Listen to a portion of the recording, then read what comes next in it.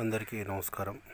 నేను మీ జహంగీర్ జమాల్పూర్ జర్నలిస్ట్, అఖండ యాదవాస్ ప్లానర్ మరియు న్యూమరాలజీ.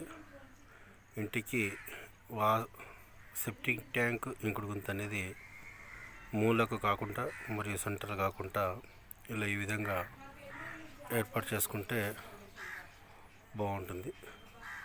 ఎట్టి పరిస్థితుల్లో సెప్టిక్ ట్యాంకు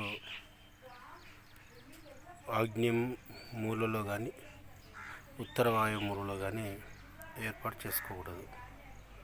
ఈ విధంగా ఉత్తర మధ్యలో, తూర్పు మధ్యలో, అంటే ఆగ్నేయం నుంచి 2 భాగాలు విడిచిపెట్టి సెప్టిక్ ట్యాంక్ ఏర్పాటు చేసుకోవాలి.